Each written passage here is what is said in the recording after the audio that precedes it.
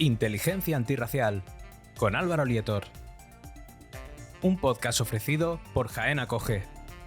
Personas iguales de mundos diferentes.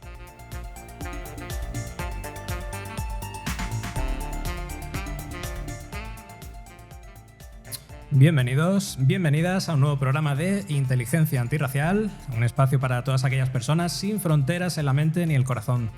Resulta un tanto paradójico, pero rara vez puede pronunciarse la frase «estoy regular» con tanta satisfacción como las circunstancias en las que lo analizamos hoy. Y es que lograr salir de la invisibilidad y el olvido para poder vivir en unas condiciones regulares y dignas es algo que hace sentir realmente bien a quien lo experimenta. Ese es el caso de muchas personas migrantes que anhelan ese momento de la regularización durante largo tiempo y mientras se enfrentan cada día a sus propias batallas cotidianas. Porque tras unas frías cifras estadísticas, interminables trámites burocráticos que conlleva el proceso, se esconden miles de historias y proyectos de vida que evolucionan hacia algo mejor. Y para sus protagonistas suponen la materialización del sueño colectivo de una sana convivencia en paz y armonía, llena de oportunidades para todas las personas, compartiendo a su vez iguales derechos y responsabilidades. Es por todo eso que nunca nos habíamos alegrado tanto por la gente que está regular, gracias a un procedimiento también, irónicamente, un tanto regular en su concepción. Comenzamos.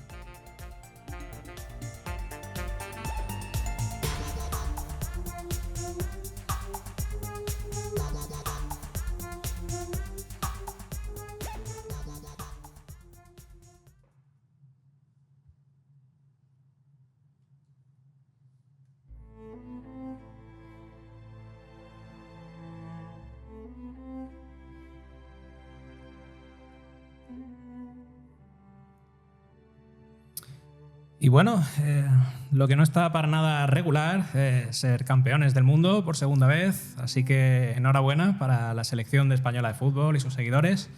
Pero ahora bien, el programa de hoy, para este programa contamos con dos personas invitadas con quienes tengo el placer de trabajar habitualmente en diferentes escenarios dentro del ámbito social. Por una parte, hoy tenemos el honor de contar con Mayerlin Pirela, periodista de orgulloso origen venezolano y una querida voluntaria de nuestra familia de Jaén Acoge. Además, me contaba que ella misma ha experimentado en primera persona los beneficios de la regularización extraordinaria, por lo que su perspectiva yo creo que adquiere una doble relevancia. Bienvenida, Mayerlin, ¿qué tal estás? Gracias, Álvaro, por la invitación. Hola, David. Bienvenido. Bueno, y por otra parte, pues tenemos el placer de contar también hoy con David Peñafuerte, técnico de Relaciones Internacionales de la Universidad de Jaén y conocido activista y militante en diferentes causas sociales y políticas en Jaén. Jaén con Palestina, Jaén antirracista, comisiones obreras, actuando para transformar, etc. Bienvenido, David. ¿Qué tal estás? Hola, Álvaro. Campeones con una selección intercultural. Ahí está, muy bien. Mal que le pese a algunos. Bien, buen guiño, buen guiño. Bueno, pues vayamos ya entrando un poco en materia para hablar del proceso de regularización extraordinaria. Pero antes que nada, pongamos a la audiencia un poquito en contexto, ¿no? A ver, el pasado 30 de junio finalizaba el plazo para poder adherirse al procedimiento de regularización extraordinaria impulsado por el Gobierno de España, que comenzó un par de meses antes. Una medida gracias a la cual alrededor de 1 millón de personas migrantes residentes en nuestro país han podido acceder a la solicitud de la tan anhelada situación de regularidad administrativa. Todo para conseguir un nuevo estatus que facilita a dichas personas el poder disponer de derechos humanos y constitucionales tan básicos como el acceso a empleo o vivienda en unas condiciones legales dignas. En nuestra provincia de Jaén, por ejemplo, se ha duplicado el número de solicitudes recibidas, unas 6.800, respecto a las estimaciones iniciales que se estimaban en unas 3.000, lo cual refleja, yo creo, la necesidad y la importancia de este procedimiento para la vida de muchas personas que ya se consideraban ciudadanas de pleno derecho a efectos prácticos, pero no así formalmente.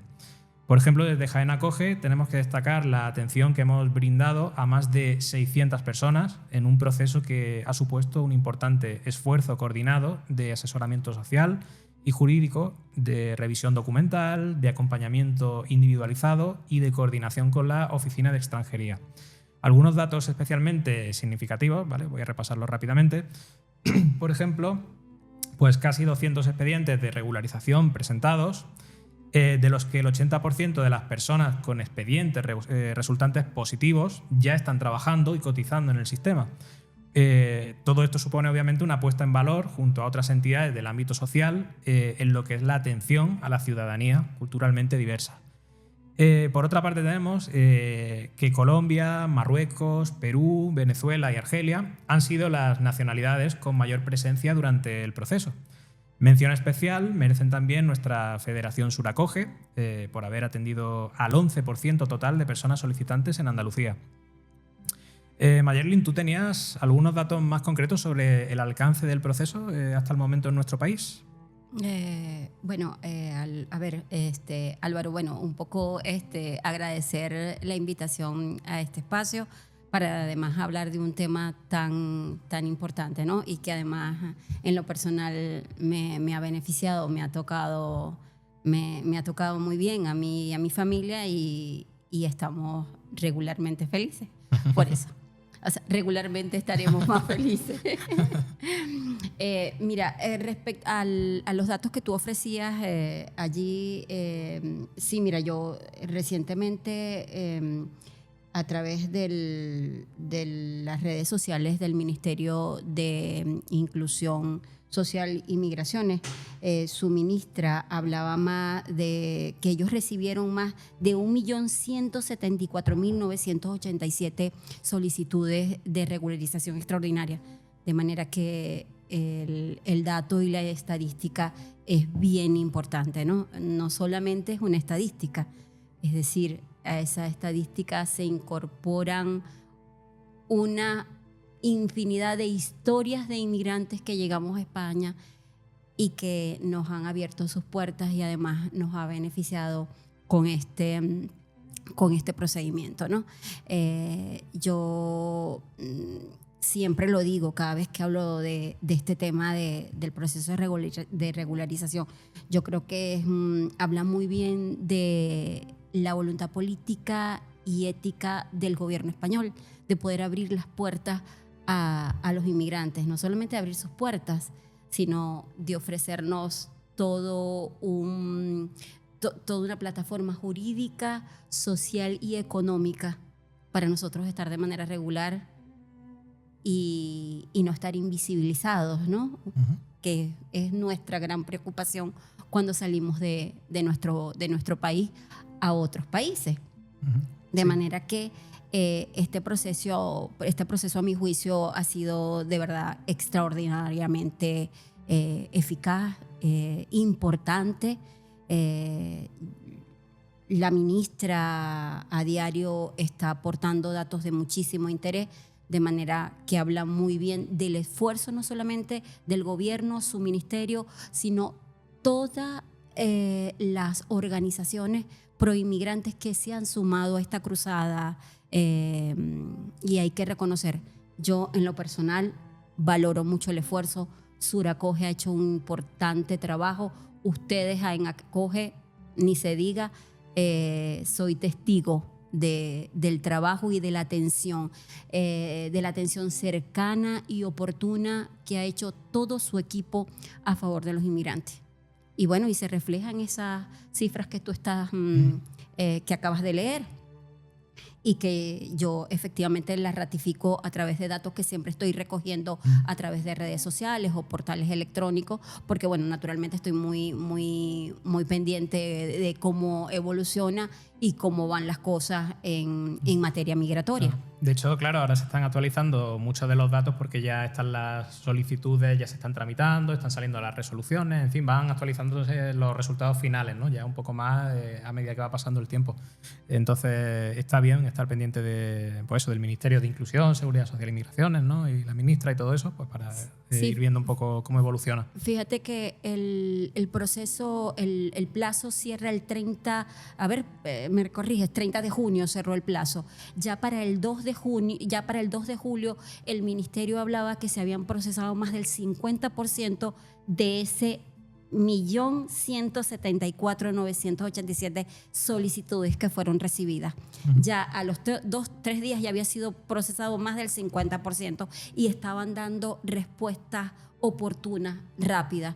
En mi caso así puedo confirmarlo. Pues muchísimas gracias por esa intervención. David, no sé si tú a lo mejor has tenido alguna o has traído algún tipo de resultado o un poco cómo ves cómo habéis llevado el proceso, por ejemplo, porque creo que tú has estado trabajando, ¿no? De comisiones obreras, me parece, ¿no? Sí. Nosotros en Comisiones Obreras nos sumamos un poco tarde al proceso, pero como entidad colaboradora decidimos participar en el mismo porque una fuerza sindical como Comisiones Obreras no puede estar ajena a un proceso que es clave para el mercado laboral y la situación económica del país.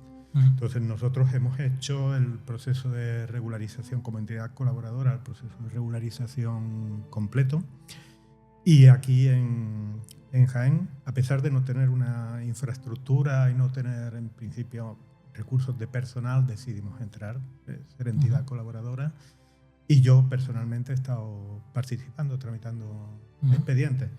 En menor medida que entidades que trabajáis con población migrante, pero no queríamos quedarnos fuera, ¿no? No, claro, y además, aunque sea con un poquito de retraso, pero habéis hecho el esfuerzo de entrar, ¿no? Es verdad que al principio hubo mucha gente que tardó un poquito en conseguir esa acreditación, porque bueno, el proceso como suponía un gran desafío, ¿no? Para la entidad y demás, pues bueno, requería una cierta preparación, luego la tramitación en sí y todo eso, hasta que por fin te lo aprobaban, ¿no? Entonces, bueno, hay gente que ha tenido un poco ese mismo caso. Nosotros creo que también tardamos como una semana o así en poder, un poquito más tarde, ¿no? En poder acreditarnos finalmente. Pero en cualquier caso, ha sido un proceso tanto para el sindicato como para mí a nivel personal muy interesante, ¿no? Porque es acercarte a ver, yo he tenido durante estos años, por el tipo de trabajo que realizo en otros ámbitos, contacto con población migrante, ¿no? Pero conoces en primera persona, ¿no? Las historias de vida de la gente. Entonces ha sido un proceso fascinante, ¿no? Y muy contento de haber podido ayudar. Bueno, sí. ¿Me permites claro, hacer un comentario de una persona a quien conozco? Ella llegó a España y estuvo 2 años trabajando como interna, cuidando a personas mayores. Y naturalmente ella me comentaba, Mayerlin, esto para mí ha sido como un bálsamo, porque naturalmente llegué a España y tenía que trabajar continuamente, no tenía tiempo para hacer mis trámites administrativos y poner en orden mi estatus migratorio en España. Porque bueno, tenía que trabajar continuamente para poder enviar dinero a mi país y poder sostener a los míos. Y ella dice que este proceso de regularización, que además no es el primero en España, eso generó algunos pruritos, ¿no? de carácter político. Me gusta lo de pruritos. Sí, pero bueno, leyendo un poco, pues anteriores gobiernos en España también se habían dedicado, ocuparon, ¿no? Su política también para atender a los inmigrantes. De manera que bien por eso, ¿no? Bueno, y retomando la experiencia de esta persona de quien estoy hablando. Luego de 2 años trabajando interna, no podía salir, no podía... se me está cayendo el cintillo. No podía hacer sus trámites para regularizarse. Y ella dice, mira, esto a mí me cayó del cielo. Esa es una perla para mí, decía ella, ¿no? Y mira, y así como esa experiencia de vida se puede reproducir seguramente en esto más de 1 millón de personas que pudo acceder a este beneficio y a esta medida. Sí, de hecho me acuerdo de una compañera que lo describía igual, que para ella era como un regalo de la vida, como algo casi obra divina del destino o una especie de ayuda divina de Dios, ¿no? Y por eso estaba tan agradecida, ¿no? Decía, sí, era como una cosa inesperada que me ha regalado la vida. Claro, Álvaro, porque también esa es una realidad. Muchos inmigrantes llegamos y no paramos de trabajar, no nos da chance ni tiempo para poder hacer otras gestiones. Es decir, llegamos a producir porque detrás de nosotros quedó gente con necesidades, ¿no? Familias, hermanos, incluso a los hijos, cuando toca dejarlos. De hecho, por eso mencionaba al principio lo de las batallas cotidianas, ¿no? Porque Sí. realmente, en fin, todas las tenemos, ¿no? Pero obviamente pues hay personas con ciertas condiciones un poquito más vulnerables y personas en riesgo de exclusión, etcétera, etcétera, que todavía pues tienen esa batalla un poquito más dura, ¿no? Sí, claro, yo creo que esto es muy importante, sobre todo es la gente que sabes que está con esas batallas, y salir de los márgenes es tan importante a través de estos procesos que... Bueno. Sí, lo de salir de los márgenes. Nosotros lo hemos hablado muchas veces, de hecho, cuando hemos hecho alguna nota de prensa o escrito sobre el tema, es que hablábamos de sacar, o sea, ayudar a rescatar a personas de la invisibilidad y el ostracismo. O sea, de tenerlos básicamente invisibilizados, marginados, condenados al olvido, simplemente por una situación de irregularidad administrativa, ¿no? Que no es justo cuando esas personas estaban aquí, ya formando parte de alguna manera de la sociedad, contribuyendo, en fin, de alguna manera como miembro de pleno derecho, pero todavía a falta de una formalidad, ¿no?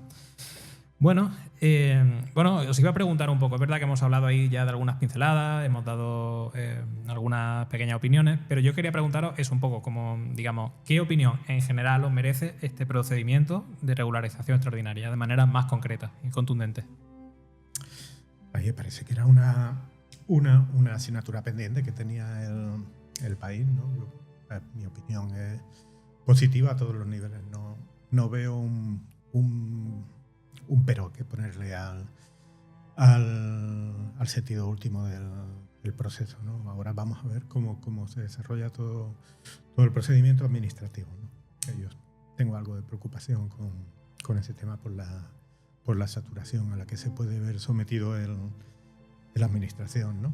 Pero yo creo que en general muy positivo, y muy positivo tanto para las personas que han participado en el mismo, que ganan tranquilidad, porque hay personas que llevaban aquí varios años viviendo siempre con la amenaza de que podían tener en cualquier momento algún problema, lo cual les pone en una situación, o les ponía en una situación de vulnerabilidad también a la hora a nivel psicológico. De reclamar sus derechos, ¿no? Gente desarrollando trabajos en la economía informal, y eso es lo segundo, ¿no? Muy contento, el proceso ha sido muy positivo para estas personas, pero también para la economía del país. Uh-huh. Yo creo que es un proceso, el poder no va a ser algo inmediato, ¿no?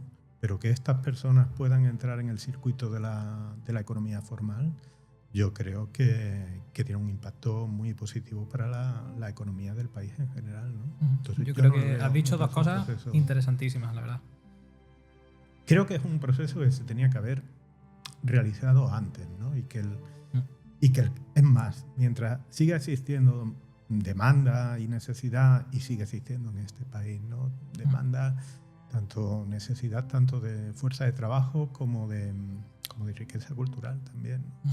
Mientras siga existiendo esa necesidad, va a seguir habiendo inmigración, y vamos a tener que hacer procesos de inmigración regulares, ¿no? Si no se ha hecho antes es por el clima de polarización política al que estamos sometidos, ¿no? Pero el proceso ha sido pertinente, ha sido bueno para las personas que han participado en el mismo, y va a ser bueno para el mercado de trabajo y para la economía española. Sí, yo quería recalcar dos ideas que han lanzado que creo que son realmente interesantes, que es una. Primero, lo de el efecto psicológico que produce el tener esa especie de espada de Damocles, esa amenaza de expulsión o de consecuencias legales o administrativas, ¿no? Por estar en una situación de irregularidad.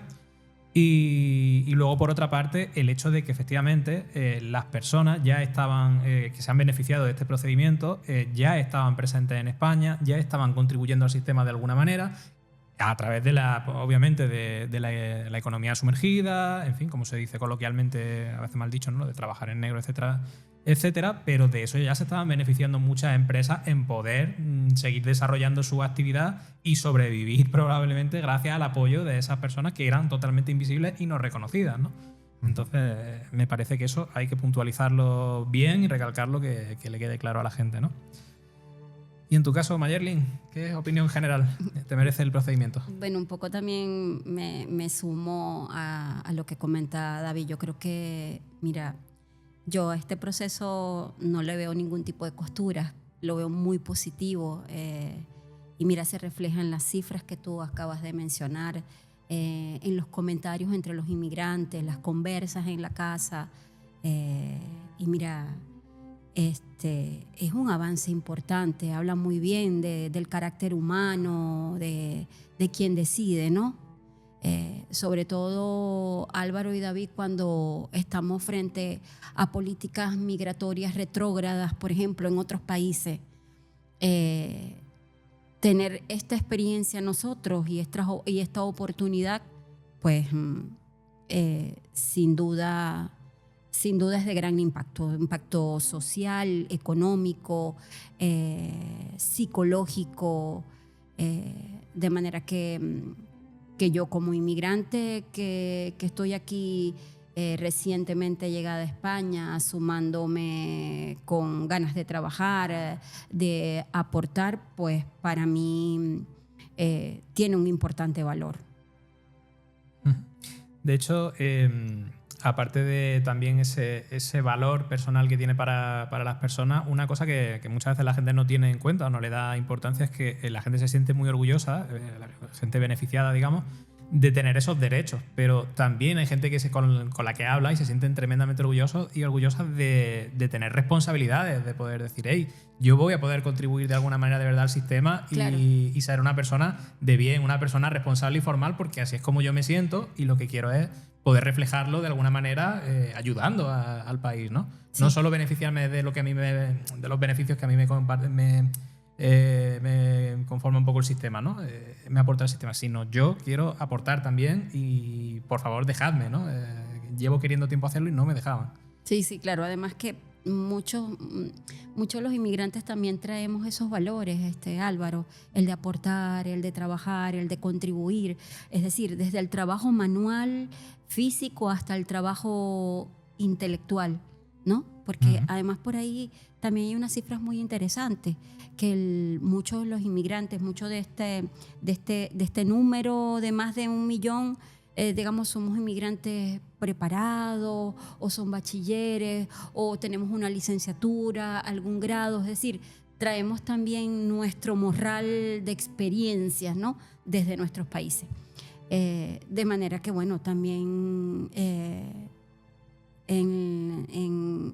el país receptor, pues también está recibiendo gente de bien, para bien y de aporte, ¿no? Claro, eso siempre también lo recalcamos siempre que hacemos, en fin, cualquier charla, cualquier acción de sensibilización, el tener que valorar el enriquecimiento que supone la migración y la interculturalidad para los países, que la gente parece que no lo tiene en cuenta. Siempre, ya sabéis lo que pasa con lo de los bulos y las desinformaciones, ¿no? Y siempre hay algunos que son muy extendidos y típicos, que son lo de, no, es que las personas migrantes vienen a aprovecharse de nuestros recursos, vienen a quitarnos el trabajo, que sigue a delinquir, a robar, tal y que cual, y no piensan en, vale, pero y las aportaciones también que hacen no sé, a la gastronomía, al arte, a la cultura, a la economía, sí, a todos los niveles. O sea, entonces la gente es que no habla o no se centra nunca en la parte positiva, ¿no? de la balanza, en ese equilibrio, ¿no? Entonces yo creo que viene bien también recordarlo, para también desmentir un poquito esos bulos y esas desinformaciones. Sí, claro. En el marco del proceso de regularización extraordinaria, mi hijo leyó una información que lo atacó y me dijo, mamá, ¿qué va a pasar con nosotros? Acabo de leer que se van a crear centros de detención y van a empezar a sacar a la gente, nosotros que somos inmigrantes. Entonces, bueno, yo tuve que hacer un trabajo de contención y le dije, hijo, un momento, explicarle, no, esto no es así. No todo lo que circula en redes es cierto. Y ese es otro tema que pudiera dar para otro capítulo, Álvaro. Ha abierto dos melones importantes. Sí, señor. Pero claro, la desinformación, por una parte. Exacto. Y por otra, el de los grupos ICE, que de hecho el anterior programa que hicimos fue sobre eso. O sea, los grupos ICE que están proliferando en Estados Unidos sobre todo, y que ahora, a raíz de una cierta aprobación de política a nivel europeo, están empezando a importarse aquí Y es muy preocupante. De eso ya hablamos en ese programa que os recomendamos, el programa de los grupos ICE, Claro. Rompiendo el hielo, de la Claro, capítulo anterior. Bueno, y disculpa si personalizo un poco mi intervención, pero bueno, No hay problema. es mi experiencia. Entonces, bueno, él se preocupó y ahora, ¿qué va a pasar con nosotros, mamá? Nos van a sacar, mira que aquí centros de detención en Europa, ¿cómo? No, ya van, Nicolás. Y justamente se dio en el marco estábamos nosotros estaba justamente yo gestionando mis antecedentes penales, que era uno de los requisitos del proceso de regularización. Y claro, él estaba muy atento también, estaba sobre los niveles de atención de todo lo que yo estaba haciendo.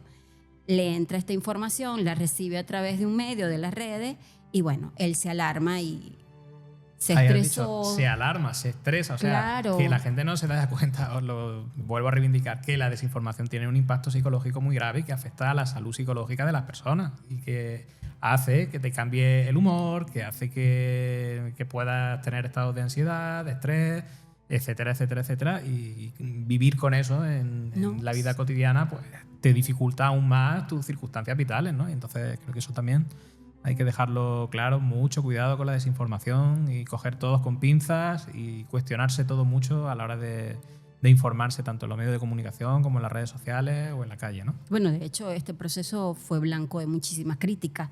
De una también. Sí, digamos, de eso, ahora vamos a hablar de eso, ya ahora pasaremos a ese punto. Sí que antes, por ejemplo, has dicho, bueno, un proceso al que parece que no le veo costuras, pero sí que yo quiero preguntaros, ¿creéis que supone una verdadera solución al problema de la irregularidad en nuestro país y provincia? No. A ver, va a seguir existiendo migración irregular, ¿no? Porque se dan dos factores, ¿no? que conviven. Por una parte, el desequilibrio a niveles de desarrollo, ¿no? A niveles de riqueza, vamos a decir. No vamos a decir, no quiero entrar en una puntualización sobre lo que significa el desarrollo, pero es verdad que hay grandes capas de población en los países del sur global que se ven atraídos hacia el norte, y por otra parte en el norte sigue habiendo una demanda, ¿no? de fuerza de trabajo. Entonces estos dos factores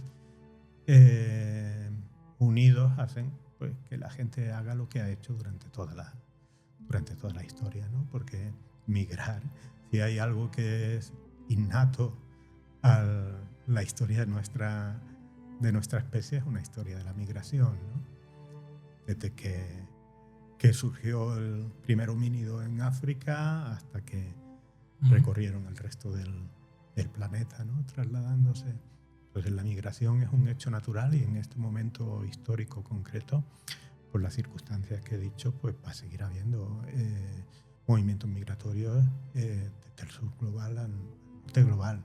No solo por factores económicos, sino también por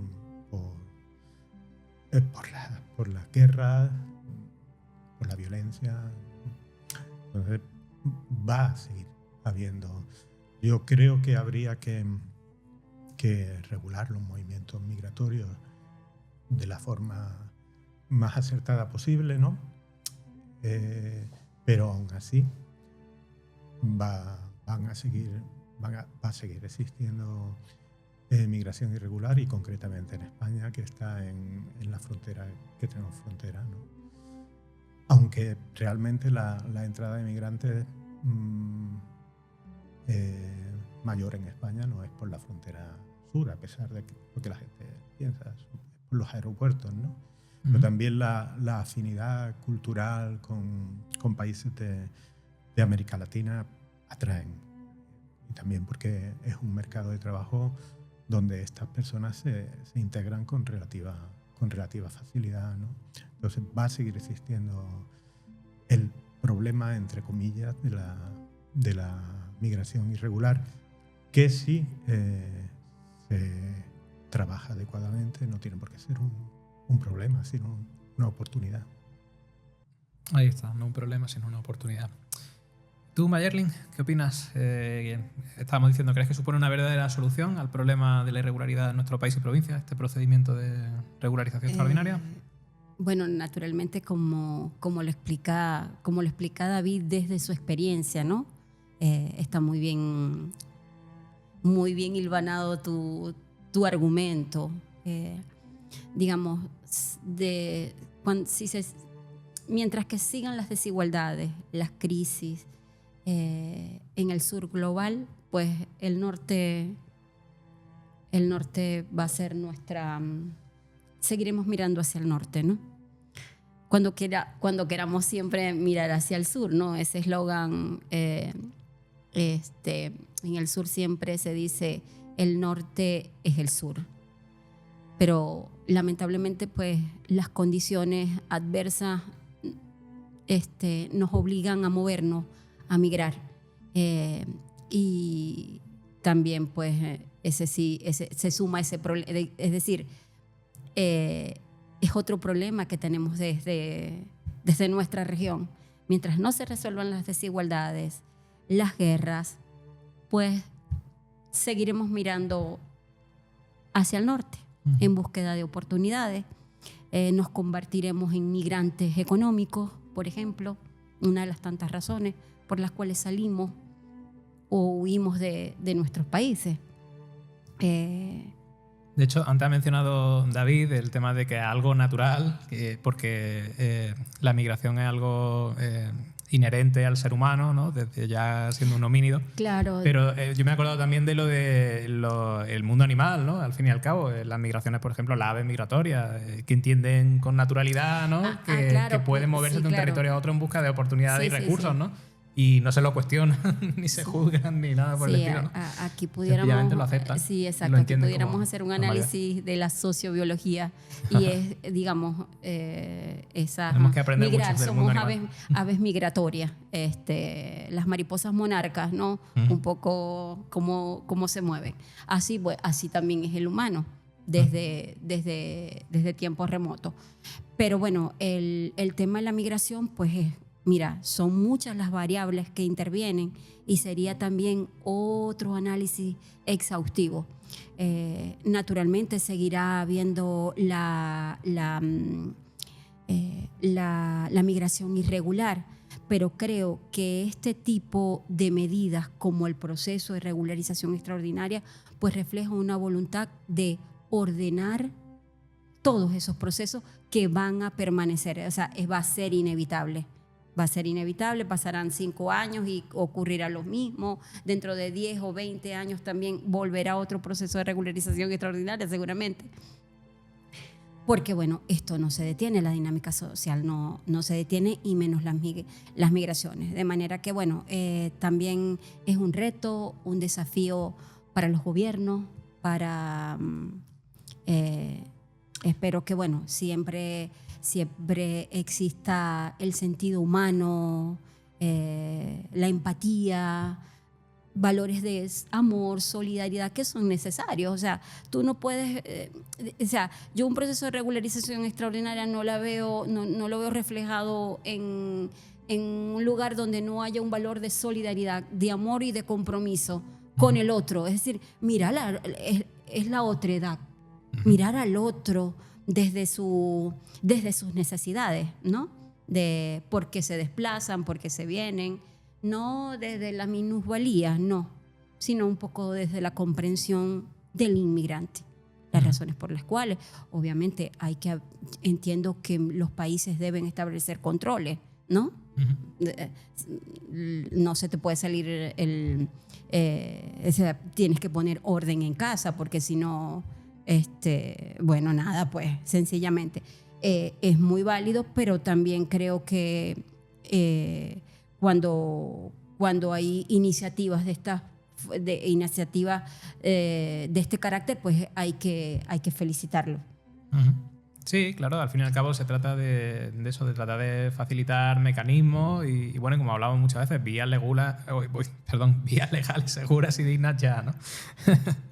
Efectivamente, yo creo que, antes lo estábamos hablando, ¿no? Creo que hay una verdadera, bueno, voluntad política por algunas partes, ¿no? A la hora de llevar a cabo este procedimiento, pero es verdad que se queda un poco corto, ¿no? En cuanto a lo que parece el futuro, porque de hecho entra bastante en contraposición, ¿no? Con lo que serían las actuales políticas a nivel europeo. Nos encontramos, por ejemplo, que se está gestando pues, bueno, el Pacto Europeo de las Migraciones, la Europa Fortaleza, los grupos AIS que están llegando a Europa, etcétera, etcétera, ¿no? Entonces sí que creo que haría falta pues, bueno, una reformulación estructural de las políticas migratorias, ¿no?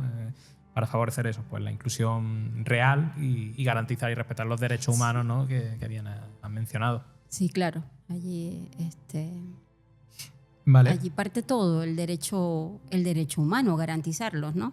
Uh-huh. Bueno, siguiendo un poquito en esta línea, ¿qué impacto...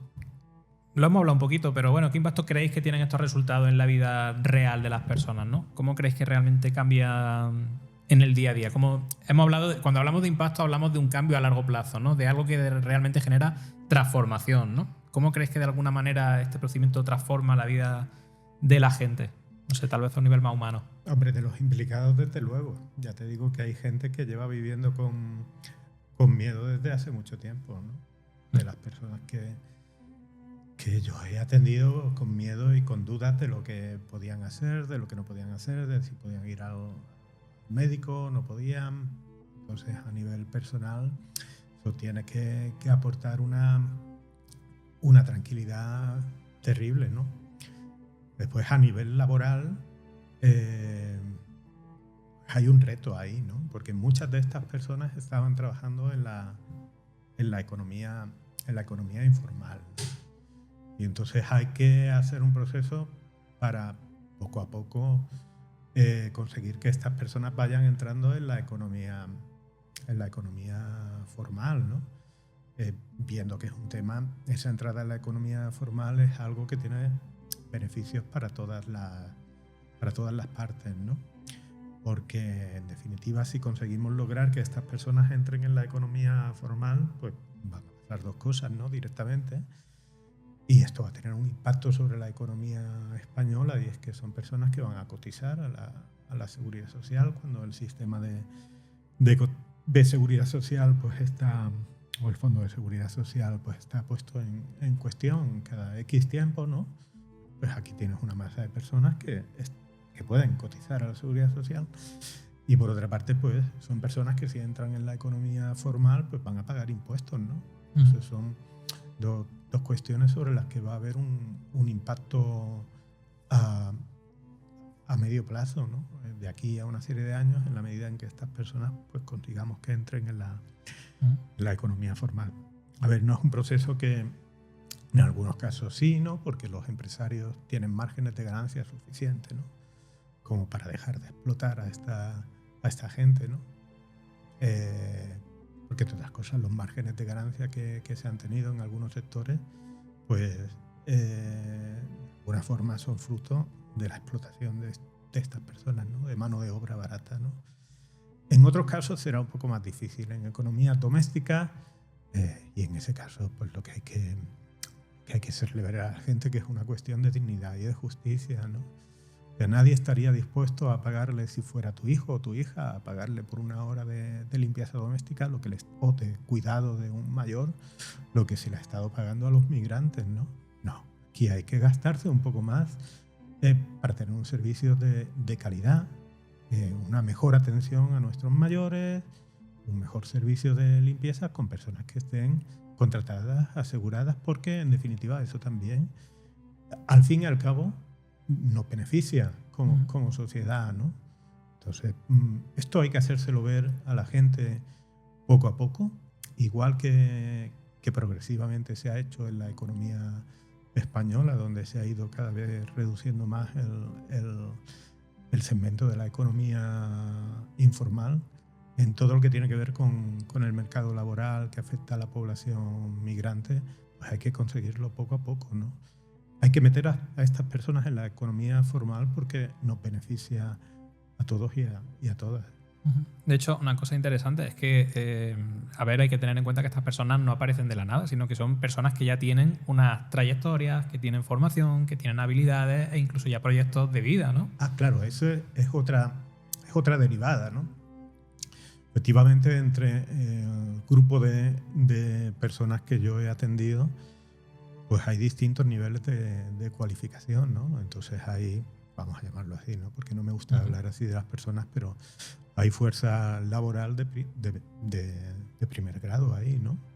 Hay personas que tienen titulaciones que pueden aportar a la economía española desde otros puestos de trabajo que no sean desde el trabajo doméstico, que es lo que están haciendo la mayoría, o lo que han podido hacer. La mayoría de ellos desde la economía informal, ¿no? Dedicarse al cuidado doméstico y dedicarse a la limpieza. Mayoritariamente mujeres, ¿no? Que se han dedicado a esos sectores. Bien, hay una parte de esta población migrante que se va a beneficiar del proceso de regularización, que es gente que tiene una cualificación superior y además sobre profesiones que necesitamos. Nuestro mercado de trabajo necesita.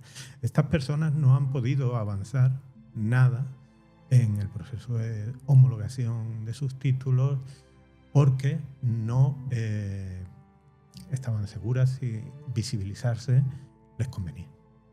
Estando aquí porque estaban en situación irregular.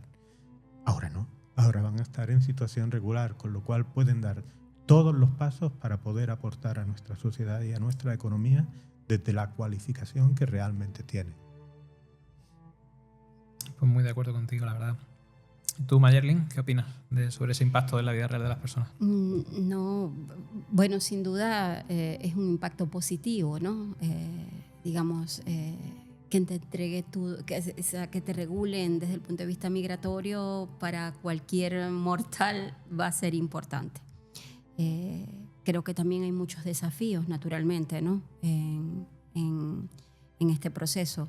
Y son las respuestas, digamos, respuestas rápidas, porque hay gente que está allí, pues, esperando su permiso de trabajo, la incorporación a la seguridad social o acceder a un sistema de salud, por ejemplo, ¿no? Digamos, lo importante de esto es que sí, hablamos de un proceso de regularización exitoso, pero también debe dar respuestas también positivas, ¿no? Que se expresen al cabo de 6 meses o un año, pues hayan esos datos realmente demuestren que este proceso benefició a toda esa gente que estaba al margen, que estaba de manera irregular y que ahora pueden tener una participación más activa en la sociedad española, en este caso. Y bueno, nada, visibilizarse, mostrarnos, ¿no? Mostrarnos bien, mostrar nuestros aportes y nuestro trabajo. Eso creo que es el desafío que tiene también este proceso, ¿correcto? Es decir, la respuesta, la celeridad de los resultados. Hoy contamos con una cifra importante, vamos a ver cuáles van a ser esos resultados, que no hayan dificultades, es decir, que alguien que se le contrató luego no se le quiera cancelar, por ejemplo, porque hay una interpretación de la norma y de la regla según el patrono, cosas de ese tipo, ¿no? que pudieran de alguna manera gravitar por allí, ¿no? Vale. A ver, yo sé que soy siempre el cansino de estos rumores, ¿vale? Todo el mundo ya me conoce por ser el tío de estos rumores. Pero bueno, quería hablar de una parte que me parece especialmente interesante, ¿no? Relacionada con este proceso y bueno, creo que se menciona poco, que es el tema de qué cosas se han dicho o habéis oído durante este tiempo acerca de la regularización y no han sido ciertas. Es decir, nos referimos a esos bulos, desinformaciones con los que se ha tratado de demonizar el proceso y a sus responsables. Si queréis, no sé si hay algunos que hayáis oído por ahí, os suenen, o si queréis puedo ir yo un poquito mencionando algunos y los vamos comentando, ¿no? ¿Parece bien? Dale. Sí, bueno. Vale. Yo leí una, la sentencia. Nos sentenciaron a todos los inmigrantes y es: la inmigración masiva tiene sus consecuencias. Que hablamos de unos porcentajes... O sea, digamos, ridículo. prepárense. Si logran regularizar a todos estos cristianos inmortales, prepárense. prepárense para un deterioro de la educación y un deterioro del sistema de salud español. Es una sentencia, sentencia del inmigrante. Cuídate. Es que ha dicho lo de masivo. Siempre se utiliza el término de masivo, invasión, avalancha, etcétera, etcétera, por lo mismo, porque parece que aquí va a llegar una persona migrante más a nuestro país y ya nos caemos por el borde de la península porque no cabemos, ¿no? Es que literalmente, físicamente no cabemos. Y cuando uno repasa las estadísticas y los porcentajes de población real migrante que hay en nuestro país, es que no llegamos casi ni a un cuarto. Es decir, es que entendería lo de esa sensación de masividad si estuviéramos 3/4 partes de población migrante en nuestro país o algo así, diría, bueno, estamos acercándonos un poco a casi la totalidad, pero es que no llegamos ni a un cuarto. Entonces, realmente es un poco ridículo lo que siempre se menciona en esa línea. Y yo siempre digo que además a la gente se le bombardea tantísimo con esos argumentos en medios de comunicación y redes sociales que la gente tiene la percepción de que hay el doble de población migrante de la que hay realmente en nuestro país, ¿no? Entonces, es como para hacérselo mirar y pensárselo, ¿no? Entonces, por ahí quería mencionar eso, lo que ha hablado por lo de la inmigración masiva. Sí, siempre, claro, siempre es lo mismo. Se maximiza, ¿no? Y bueno, digamos, por supuesto hay todo un trabajo y todo un aparataje que construye ese tipo de narrativas y relatos, que finalmente lo que... Sí, no surgen espontáneamente, están organizados. Nos afectan a moros y cristianos, como dice. Versión popular. Pues sí, a ver, yo por ejemplo también os menciono alguno de lo de se regulariza, por ejemplo, a cualquier persona que llegue ahora a España. ¿Creéis que es verdadero o falso? Esas risillas. A ver, este ha sido un proceso serio, lo digo porque yo me he hartado de revisar documentación, ¿no? Disculpa, David, tú te ríes porque es que David quizás se la sabe toda en este tema, por su experiencia, me refiero por tu experiencia, David. No, porque ¿habrás escuchado cualquier cosa? He estado navegando en papeles durante un mes y medio, ¿no? Y revisando hasta el fondo cualquier expedientes con muchísimos documentos. No, esto no se regulariza a cualquiera que entra por la puerta. La mayoría de la gente que ha echado su solicitud al proceso de regularización había entrado por la puerta hace ya mucho tiempo. Son muy pocos los casos, los hay, ¿no? Son muy pocos los casos de personas que llegaron justo antes del 31 de diciembre del 2025, e incluso puedo decir que de los casos que llegaron en los meses previos al 31 de diciembre de 2025 que yo he atendido, algunos no eran conscientes de que iba a haber procesos de regularización. Algunas personas sí, pero son pocos casos. A ver, emigrar no es un proceso donde uno dice, mañana voy a emigrar. No, uno tiene que mover muchas cosas en la vida para poder dar el salto, ¿no? Entonces uno no empieza a oír rumores y coge y se monta en un avión y se va. Eso no es así. La mayoría de la gente llevaba aquí mucho tiempo y todos los expedientes que estas personas han tenido que presentar para poder optar a la regularización son expedientes que cumplen con todas las garantías. Las personas han tenido que demostrar que llevaban aquí ininterrumpidamente una serie de meses, son personas que han tenido que certificados de antecedentes penales en sus países de orígenes tramitarlos. En el caso de tener menores a cargo, han tenido que demostrar que tenían todas las garantías para poder actuar en nombre de los menores. O sea que esto no ha habido 500.000 migrantes que se han plantado aquí para participar en el proceso de regularización. Yo diría que en el 98% de los casos son personas que llevaban tiempo aquí en España y lo que se ha hecho es, pues lo que dice el nombre del proceso, regularizar su situación. Claro que, o sea, había unos criterios muy concretos, sobre todo de plazos de fecha, etcétera, etcétera, y esto no era simplemente a cualquier persona, sino que es que encima eran muy estrictos los criterios, con lo cual muchísima gente también pues se habrá quedado probablemente fuera por eso, ¿no? Yo he dejado a gente fuera. Fíjate, yo he tenido algún caso de algún chico, por ejemplo, que no estaba en su país, estaba en otro país europeo, ¿vale? Y se había desplazado eso no hubiera sido problema, lo que pasa es que se había desplazado en enero a España cuando escuchó que se había lanzado se iba a lanzar el proceso de regularización. No se había lanzado todavía, pero ya se había anunciado. Esta persona no había forma de demostrar que estaba aquí antes del 31 de diciembre de 2025, entonces se le explicó que no se podía... es más, podíamos haber metido sus papeles y tal, ¿no? Pero también hay un sentido ético, ¿no? de la actuación por parte de la entidad colaboradora, ¿no? Esta persona no cumplía los criterios, se le explicó y la persona lo comprendió perfectamente, pero el resto cumplía perfectamente unos criterios que garantizaban que eran personas que llevaban aquí un tiempo en España. Uh-huh. Sí, que habíamos ingresado antes del 31 de diciembre de 2025. Ese era uno de los requisitos, ¿no?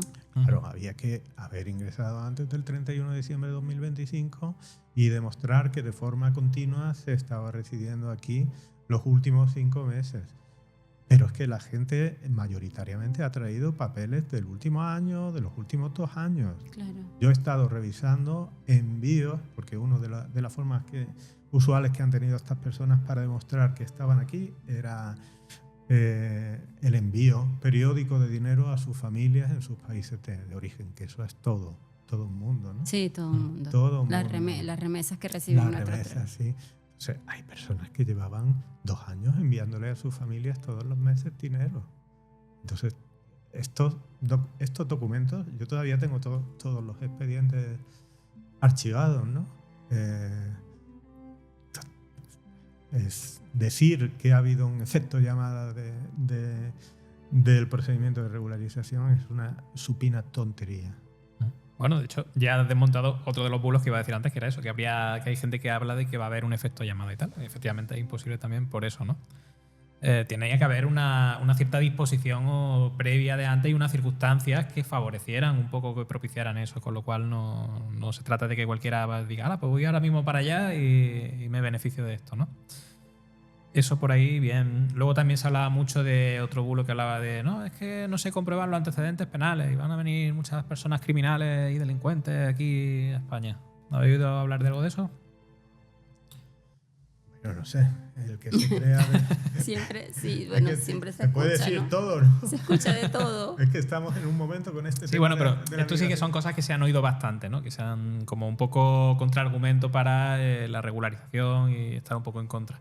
Lo que pasa es que la gente no sabe que precisamente una de las cosas que se hacían eran comprobar los antecedentes penales de estas personas para asegurarse precisamente de que no supongan pues, una amenaza al orden público ni ninguna cosa por el estilo, ¿no? Claro, una forma ordenada, ¿no? De trabajar. Y era, bueno, entre los requisitos exactos, los antecedentes penales de nuestros países de origen.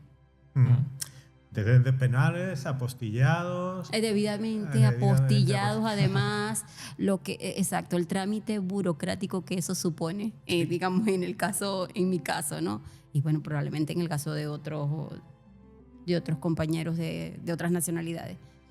Pero bueno, las reglas creo que estuvieron muy claras, ¿no? En este proceso de regularización.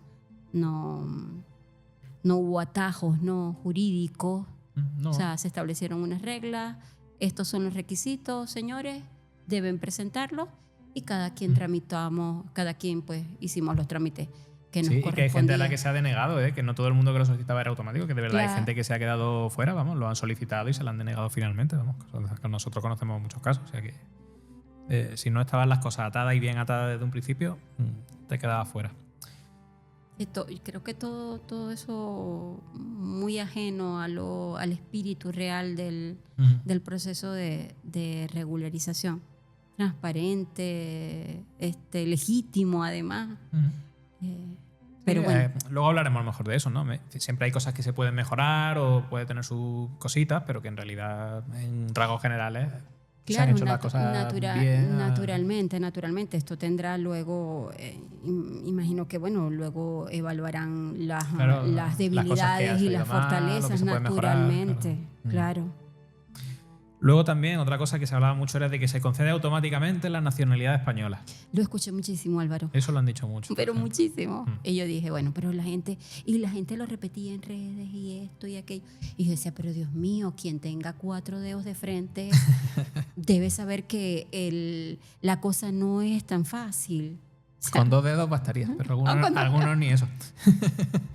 A ver, medio dedo. es falso totalmente. ¿Por qué? Porque este permiso lo que te da es una autorización de residencia y trabajo, pero no la nacionalidad, que tiene otros procedimientos distintos y unos requisitos diferentes y propios, ¿no? Entonces, cosa que también está súper desmentida, pero bueno, se sigue extendiendo por ahí. Luego también lo de las votaciones, ¿no? Los migrantes regularizados podrán votar en las próximas elecciones. Cosa que también... Falso, no sé También si lo escuché mucho. Los migrantes Se dijo regularizados podrán votar en las próximas elecciones locales en el caso de que haya convenios que permitan a los españoles votar también en las elecciones locales. O sea, hay una serie de condiciones, pero vamos a ver. ¿Y qué? Porque hay que negar la mayor. De acuerdo, podrán votar, pero ¿qué van a votar? Mayoritariamente al partido que ha promovido la regularización. Yo conozco un montón de personas. O sea, suponer que el perfil ideológico, que estas personas no tienen perfil ideológico, es negar un rasgo identitario de su cualidad de persona, ¿no? O sea, estas personas no son tontos, no son personas a las que se pueda comprar con el proceso de regularización. Son personas que tienen su sistema ideológico y hay gente que es conservadora y hay gente que es progresista en un grado tal, en un grado cual o en el grado... Entonces, suponer que los migrantes, en el caso de que puedan votar, que será una minoría y con esas condiciones que he comentado, en las elecciones locales y solamente si hay convenio de doble cara, no me acuerdo ahora mismo cómo se llama. Sí, unos convenios internacionales específicos, ¿no? Pero suponer que esas personas van a votar todos a un partido, eso no corresponde a la realidad en absoluto. En absoluto. Sí, pero vamos, que además la información oficial es que obtener una autorización de residencia no concede derecho de voto en elecciones generales. Es decir, como tú has dicho, ¿no? En España ese derecho depende de la nacionalidad o en determinadas elecciones locales, que es lo que tú mencionabas, de convenios internacionales específicos. Es decir, que son casos un poquito más excepcionales, ¿no? Con lo cual, también por ahí desmentido. Eso se ha oído mucho. Luego también... No son tan ingenuos esos argumentos. No hay nada de ingenuidad. No, ingenuidad, inocencia aquí vamos a ninguna. poner un ejemplo. O sea, tiene una intencionalidad, me refiero. Muy concreto. Por poner un ejemplo sin profundizar en el tema. Este gobierno ha sido un gobierno, por ejemplo, muy acogedor, muy comprensivo de la situación humanitaria que se ha provocado en Venezuela, fruto de la deriva económica de la situación del país, ¿no? Venezuela ha expulsado miles de personas en los últimos años y el gobierno español pues ha sido un país, España ha sido un país de acogida. Suponer que los venezolanos van a votar al Partido Socialista, si pudieran votar masivamente, todos iban a votar al Partido Socialista, viniendo de la realidad de la que vienen, ¿vale? Es mucho suponer, ¿eh? Mucho suponer. Pues este mismo planteamiento hay que extrapolarlo al resto de población migrante, ¿no? O sea, no hay que suponer que estas personas que vienen aquí vayan a votar a un partido o a otro, no. Las personas tienen su identidad y tienen personalidad. Por supuesto. No, hasta ahora no escuché, o sea, nadie te ha pedido el carnet político para regularizarte, para darte un documento, para que se te active tu permiso de trabajo o para ir al centro de salud o cuando voy a matricular a mi hijo en el colegio o a mi hija quien aspira a ir a la universidad. Nada. Puede ser que hubiera alguna fuerza política encantada de hacer ese tipo de cosas. Claro, pero digamos, no es el caso. En el juego democrático español ahora no es el caso. No es el caso. Ahora no es el caso. No es el caso. Bueno, me ha gustado antes eso de la España acogedora, ¿no? España acoge en guiño, guiño. La España plural. Más acogedora tendría que ser. Acogedora, sí. En fin, también una cosa que me ha llamado mucho la atención es que, sobre todo en redes sociales, proliferaban mucho las imágenes de miles de personas cruzando fronteras, como que correspondían a este paso de muchas personas por el rollo de la regularización, ¿no? Y sin embargo, hay que tener en cuenta que es una de las estrategias más burdas que tiene el tema de la desinformación, y es coger imágenes descontextualizadas o vídeos descontextualizados de cualquier otro evento de hace a lo mejor años, ¿vale? De personas que están pasando por una frontera o cosas por el estilo, y acompañarlo pues de algún texto, de alguna información diciendo que estos son personas que están viniendo ahora mismo, en este momento, a invadir nuestro país por el tema de la regularización. Es decir, es una manipulación de manual, ¿no? Informativa. Entonces, mucho cuidado con eso que veamos. No, es que lo he visto con mis propios ojos, ¿vale? Pero tus propios ojos probablemente te están engañando. Si piensas con 2 dedos de frente y si tratas de buscar un poquito la fuente original de esos vídeos, porque es muy fácil hacerlo mediante vía Google, por ejemplo, y descubrirás que a lo mejor muchas de esas imágenes o vídeos que parecen de actualidad en realidad son descontextualizados desde hace ya y utilizados desde hace ya años para estos fines, ¿no? Sí, tristemente ocurre mucho en redes sociales, no solamente con el proceso de regularización, sino también otros aspectos, ¿sabes? De la vida. Y es muy digamos, la manipulación a través de estas plataformas. Hay que trabajar respecto a la gobernanza del uso y el contenido en redes sociales. Y otro bulo era el de que decía muchas veces, no, es que el Tribunal Supremo ha declarado ilegal la regularización. Siempre estaban amenazando con eso. No sé si también lo habéis oído citar. Sí, yo lo escuché muchísimo, lo escuché. Mira que hoy sí, que mañana no, que mañana amanecemos regulados, que mañana viene o no la regulación. Es una cosa... y nos sometieron a una presión psicológica. Eso es lo que iba a decir. Importante. O sea, yo llegué el sentimiento de riesgo para mí fue muy importante. Yo decía, ¿y ahora qué?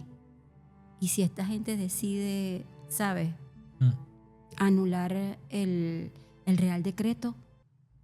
Entonces había un choque allí permanente. Dimes y diretes, sí, mañana no. De verdad que a mí en lo personal eso también me generó muchísima inseguridad. Y naturalmente, pues ese era el propósito, el fin último. Bueno, me alegra mucho que lo hayas dicho. No fue el fin último, pero era la finalidad, la intencionalidad que había allí. Entonces, bueno. Me encanta que lo hayas dicho, de cómo a ti te afectó también personalmente. Claro, sí, segura. Porque... Y estoy segura que a millones de personas le afectó esta situación. Es que, a ver, lo que sí es cierto es que ha habido recursos judiciales contra el proceso. Pero otra cosa es que luego se fueran a aceptar y llegaran a proliferar, ¿no?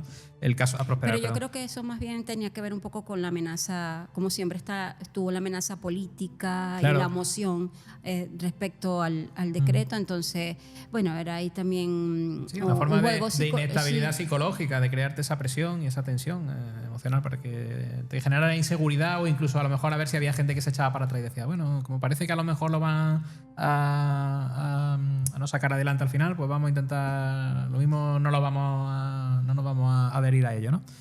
En fin, siempre es lo mismo, tratar de generar desesperanza en la gente, ¿no? Y desanimar un poco a sí, siempre ese tema que siempre me parece como tan caprichoso, ¿no?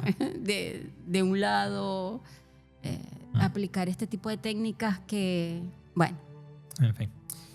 Vale, bueno, hemos visto un poquito ya los bulos, pero ahora yo quería preguntaros si creéis que el proceso ha sido limpio y transparente por lo general. ¿Conocéis casos en los que no haya sido así o qué os parece en general?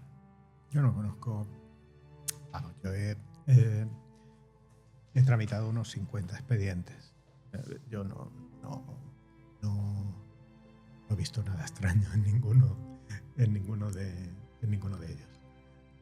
En algún caso puntual ha pasado esto de una persona que no entraba dentro de los criterios que establecía el proceso y se ha quedado fuera, ¿no? En algún caso algún chico ha venido con antecedentes penales en España por alguna falta, por algún delito leve y tal, y igualmente pues, se ha quedado fuera. Pero nos referimos un poquito a eso. ¿Trabas que creáis que se le han puesto? ¿Dificultades? En fin, en general. No, ha no sé si habido, conocéis algún caso. bastante confusión administrativa, porque es un proceso que se podía haber hecho mejor, ¿no?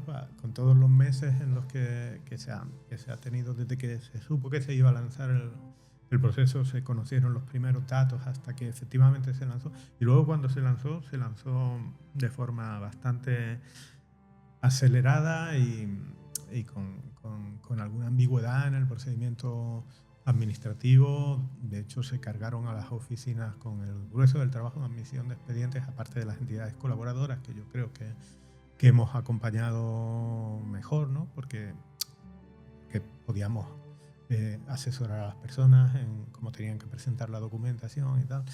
Pero el grueso de la gestión administrativa yo creo que se ha hecho a través de oficinas de correos y de oficinas de la Seguridad Social, ¿no? Y bueno, los funcionarios de correos no son ni tienen por qué ser los expertos en extranjería, se han limitado a recoger la documentación, y entonces ha habido algún tipo, cuando una persona pues no... hay que tener en cuenta que son personas que no tienen certificado digital en su mayoría, no pueden hacer un uso pues eficaz, ¿no? Todavía de la administración electrónica. Pues, por ejemplo, cuando algún documento les había quedado por enviar, pues tenían dudas, ¿no? De cómo enviarlo, porque no podían subirlo directamente, y si iban a correos, pues en correos había dudas de si podían omitirlo. Bueno, son dificultades que son propias a un proceso de regularización. Bastante bien ha salido la cosa para las cifras que se han manejado, ¿eh? Bastante bien. Pero otro tipo de dificultad y tal. Después está habiendo algún tipo de... Bueno, es que son 1 millón de expedientes que se han comprometido a resolver en el plazo de 3 meses desde que la persona realiza la solicitud, ¿no? Eso es un esfuerzo administrativo tremendo, ¿no? Tremendo. Entonces, bueno, hay algunas descoordinaciones, tal, pero de momento yo no percibo nada grave. No hay nada. Estamos preocupados, de esto podemos hablar si queréis. Estamos preocupados porque también nos toca como sindicato, ¿no? Y de hecho, cuando se inició el proceso, advertimos, ¿no? Porque ahora sí el trámite administrativo lo tiene que resolver el personal de las oficinas de extranjería, ¿no? Y que es un personal que ya de por sí estaba saturado de trabajo, ¿no? Entonces estamos preocupados con si se va a poder resolver con la agilidad suficiente, ¿no? Toda la tramitación que requieren algunos expedientes. Vale, hemos estado hablando antes de todo lo que son los bulos y desinformaciones, ¿no? Relacionados con el procedimiento de regularización extraordinaria. Si queréis, yo quería saber y retomar un poco, ¿creéis que el proceso ha sido limpio y transparente por lo general, o conocéis casos en que no haya sido así de alguna forma? Yo en el grueso de los expedientes que he podido tramitar no ha habido ningún tipo de ambigüedad ni punto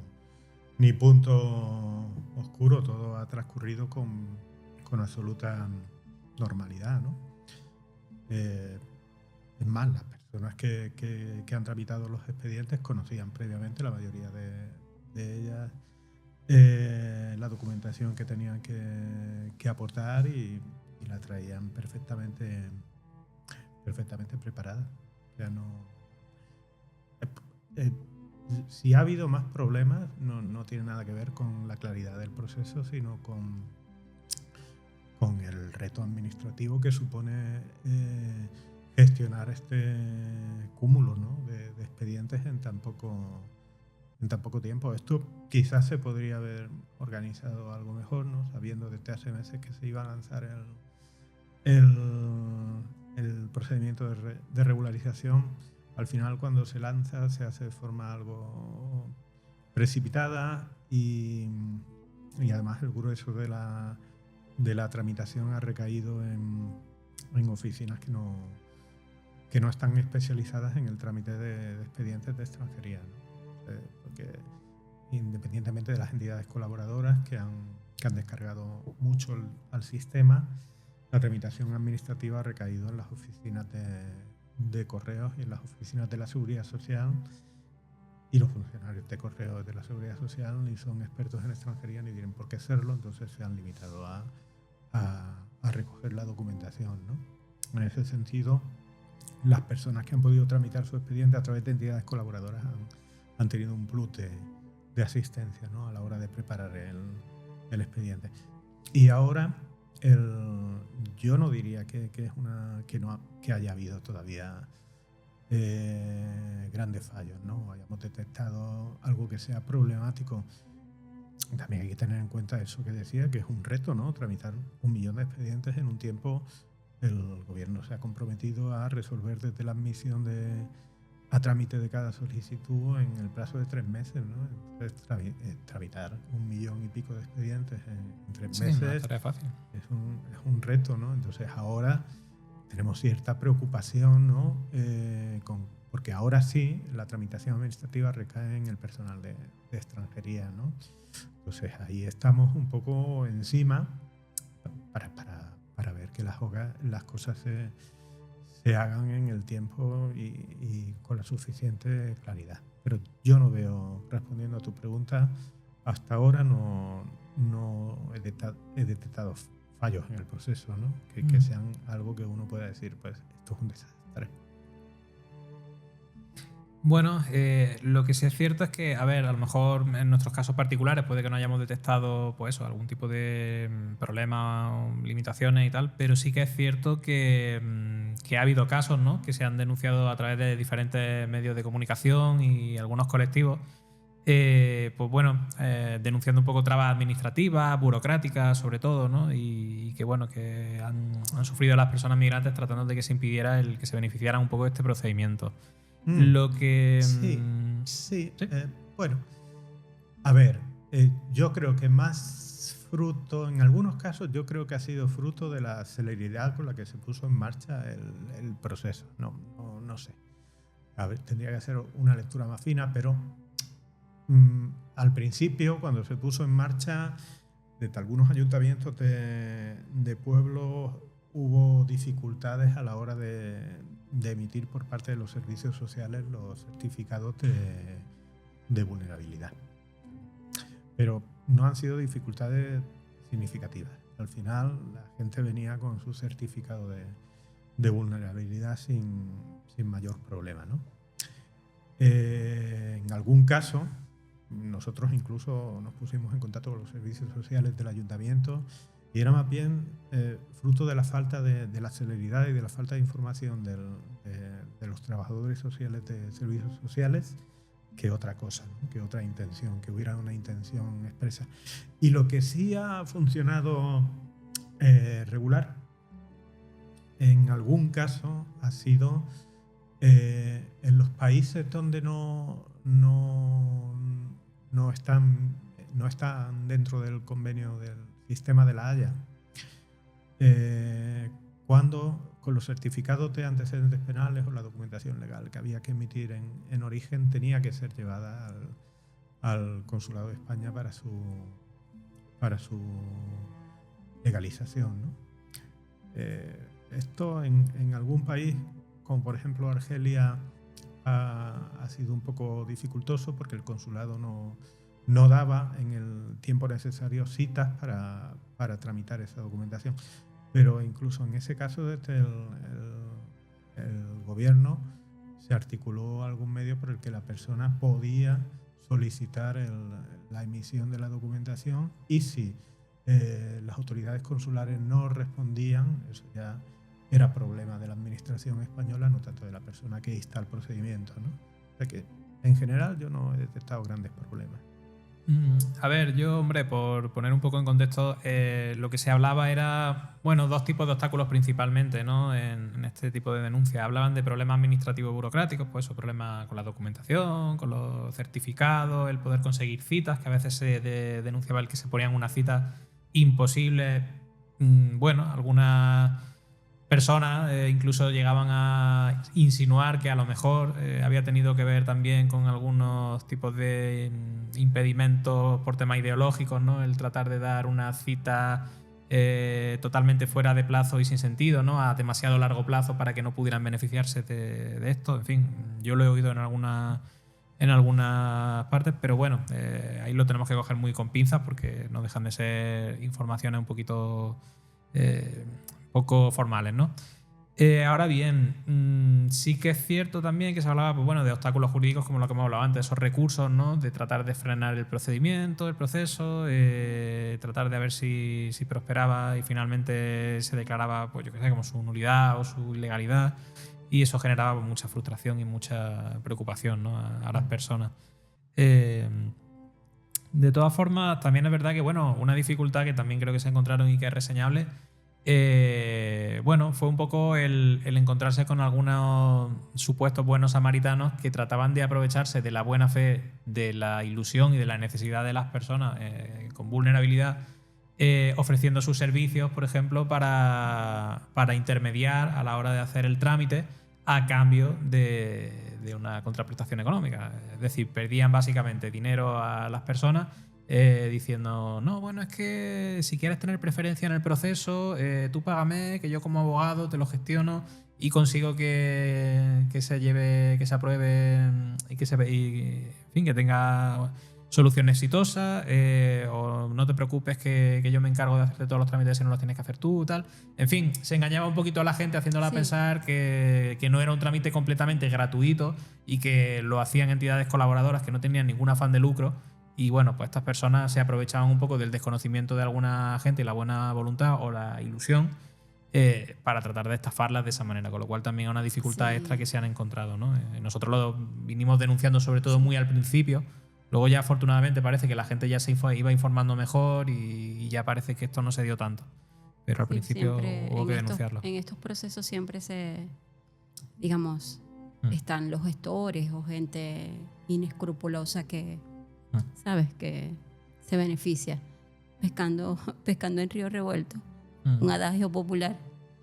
Sí, por ejemplo, me acabo de acordar, la Federación Sur Acoge intentó echar una mano también pidiendo al ayuntamiento, exigiéndoles, ¿no?, que hubiera una mayor implicación para reforzar esa atención y que incluso emitieron informes de vulnerabilidad para agilizar esos expedientes, en fin, para poder reforzar un poquito la atención, que no fuera una excusa el decir, no, es que por trámites burocráticos o formalismo no podemos llevarlo a cabo, ¿no? Sino decir, oye, nosotros echamos una mano, apoyamos, pero que lo saquéis adelante. Y entonces ahí la Federación Sur Acoge hecho un cable, ¿no? Manera de apoyo, y yo creo que eso es también para reseñarlo. Bueno, a mí al menos el mensaje siempre me quedó muy claro, que eran trámites totalmente gratuitos, ¿no?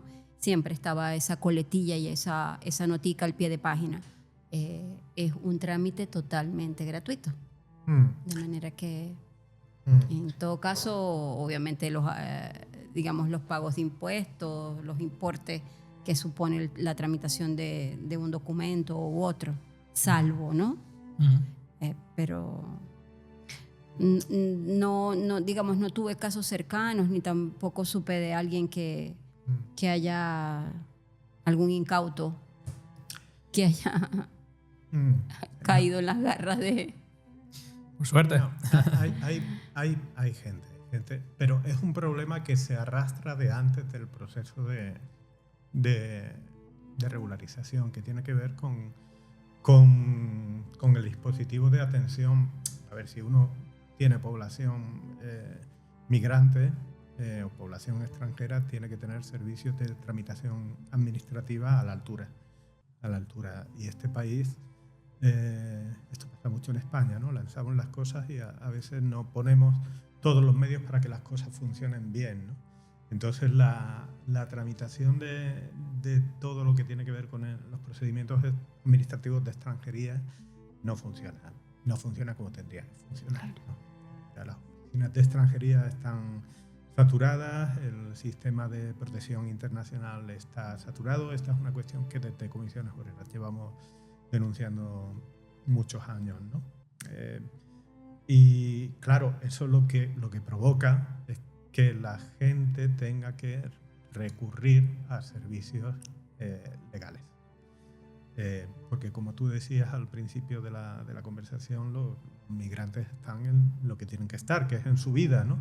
Su vida no puede consistir en arreglar papeles. Pueden estar dedicados a eso las 24 horas, ¿no? Entonces, ante la dificultad de tomar una cita, hacer un trámite legal, pues suelen recurrir bien a los servicios jurídicos de las entidades que trabajan con migrantes, que son servicios jurídicos que también en muchos casos están saturados, o directamente contratan abogados, ¿no? Entonces, yo en este proceso sí me he encontrado eso. Me he encontrado con personas que antes de venir a presentarnos a nosotros los papeles venían revisados, que es un trabajo que podíamos haber hecho nosotros directamente, pero venían revisados ya por un abogado, porque esta persona tenía el hábito de cada vez que tenía que hacer un trámite de extranjería, trabajar con un abogado, ¿no? Entonces, esto es algo que si el sistema administrativo funcionara bien y hubiera atención suficiente y asesoría especializada a las personas migrantes suficiente, como son trámites gratuitos, no tendrían por qué estar implicados los abogados. Pero si funcionara bien, ojalá, ¿no? Sí, también una buena lectura también de la que tú haces, David, también, porque bueno, tiene que ver un poco ya también con las debilidades. Con muchísima complejidad, ¿no? Atender una demanda quizás muy, muy alta y un equipo humano también limitado. Sí, lo de los recursos humanos ha sido un desafío. Claro, también. Sin embargo, bueno, en el caso del proceso de la regularización salió adelante, ¿no? No sé si se maneja algún dato, algún estadístico, cuántos funcionarios públicos estuvieron presentes en el proceso de regularización, el equipo desplegado, ya conoceremos ese número, pero probablemente, seguramente es menor que...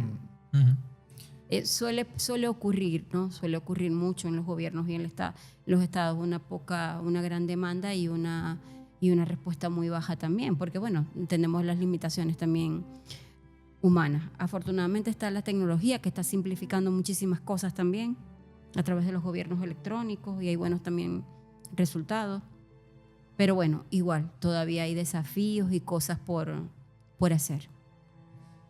Precisamente, bueno, hilando un poco con ese tema, estamos hablando del gran esfuerzo y el desafío que suponía, ¿no?, para las entidades por sus recursos limitados en muchas ocasiones. Precisamente yo he llegado a este punto, lo que quería era poner en valor a esas entidades pequeñas y de escasos recursos que se han adherido como entidades colaboradoras, y mientras que otras con más recursos, prestigio y que a todas nos vienen muchas veces a la mente cuando pensamos en solidaridad y apoyo y ayuda y ese tipo de cosas, pues se han quedado fuera, o sea, desvinculados de este proceso, muchas veces porque, bueno, se dice que porque no tenían o esperaban recibir algún tipo de beneficio o contraprestación económica algunas veces y no querían hacer esa inversión de recursos técnicos, humanos o económicos en cierta medida para sacar adelante este procedimiento. Y algunas veces, pues bueno, se han acabado...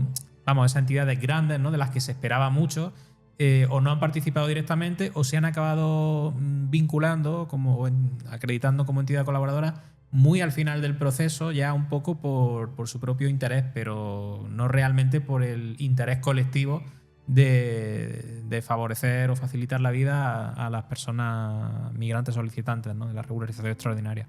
Entonces, que esas entidades pequeñas con unos recursos ridículamente pequeños, a veces paupérrimos, hayan sido capaces de sacar unas ingentes cantidades de trabajo, pues que me parece que son dignos de reconocimiento, ¿no?, y que hay que ponerlas en valor, ¿vale? Bueno, ustedes hicieron un trabajo titánico Jaén Acoge, en el caso de Jaén Acoge, ¿no? Todas las entidades de además, la Federación Sur Acoge, sí, todas nuestras entidades hermanas han hecho un claro, trabajo increíble y han estado desbordadas, pero lo digo porque además lo hablo desde mi experiencia, pues yo fui atendida en Jaén Acoge al momento del proceso de la regularización, o sea, fui atendida y asistido por el equipo jurídico, me establecieron un cronograma de atención, una fecha específica, previo a todo esto, pues me explicaron acerca de los requisitos, todo un acompañamiento. Como lo hizo Sur Acoge, como lo hizo Jaén Acoge, lo hizo todas las otras instancias también tuteladas por Sur Acoge. La cosa es que, bueno, muchas de estas entidades tenían, vamos, todas las entidades han tenido la opción de participar o no participar, pero es que, pues bueno, algunas yo creo que han decidido participar y siendo conscientes del esfuerzo titánico que les suponía, de sus limitaciones, siendo conscientes, pero aún así lo han hecho porque yo creo que tenían clara vocación social. O sea, realmente un sentimiento de solidaridad y de vocación social. Sin embargo, pues bueno, hay otras que a lo mejor pues han pensado en otro tipo de intereses o sencillamente no han querido hacer el esfuerzo y darse el trabajo, ¿no? Porque también, pues bueno, a lo mejor ha sido la opción cómoda, pero no sé, yo creo que eso hay que tenerlo en cuenta y valorarlo. Disculpa, y ahora pregunto yo, Álvaro, ¿y ellos tienen esa libertad de sumarse o no? ¿Estaban obligados a hacerlo? Bueno, si trabajan en lo social están como obligados a hacerlo, claro, al menos a colaborar. O sea, como algo ético. La obligación de colaborar, ¿no? Se supone que hay un cierto deber ético y moral, ¿no? Pero bueno, supongo que obligación legal o formal, pues no. Sí, entonces es algo que, claro, al fin y al cabo, hay gente que también ha criticado un poco al gobierno en ese aspecto de que es como que se le ha delegado la responsabilidad de tener que hacer algo tan difícil a muchas entidades un poco de manera independiente y a lo mejor el gobierno podía haber prestado más recursos, haber brindado algún tipo de apoyo extra o algo para poder permitir a estas entidades sacar adelante ese trabajo. Sin embargo, pues bueno, a lo mejor con tanta prisa, celeridad, etcétera, etcétera, pues no ha sido siempre así, ¿no? Eso es una cosa que puede ser criticable o reprochable hacia el gobierno, ¿no? Que creo que un poco también como conclusión puede ser interesante. Pero bueno, eso no quita que se han hecho cosas bien también, pero hay que hablar de todo, ¿no? Vale el llamado entonces, ¿no?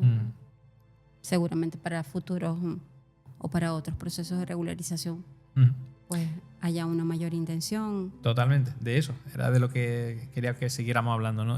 Un poco ya, por ir un poquito concluyendo, entrando en la recta final, un par de preguntas al aire, y a modo de conclusión, ¿no? ¿Qué cosas creéis que se deberían hacer precisamente mejor en este tipo de procedimientos o qué creéis que deberíamos exigirle a los gobiernos de cara al futuro?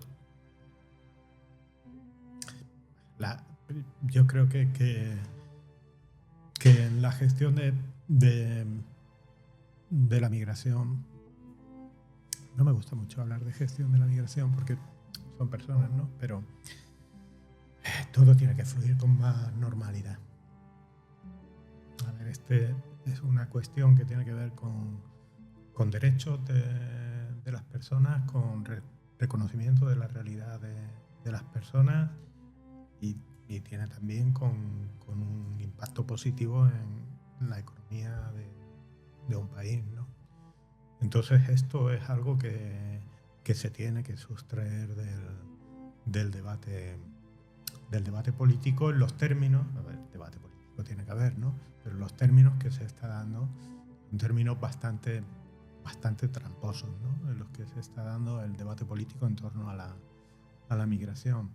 Porque ni incluso las fuerzas políticas que se muestran combativas, ¿no? con la idea de la acogida de migrantes, en el fondo es una posición política sectaria que busca el voto puro y duro, porque en el fondo nadie, este país no se puede permitir avanzar sin población migrante, ¿no?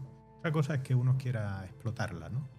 Pero tengo muchas dudas acerca de si en el fondo los amigos empresarios explotadores de ciertas fuerzas políticas estarían de acuerdo con que se expulsara del país a 1 millón de personas, ¿no? Por ejemplo, ¿no? Entonces, esto tenemos que conseguir el que la cuestión migratoria pues se aborde, el debate político se aborde desde unas claves que sean unas claves racionales, humanas y racionales. En esos dos términos nos podemos mover, ¿no? Y entonces hay que sacarlo del barro, ¿no? en el que nos están metiendo, ¿no? Yo creo que este es el reto, ¿no? Pero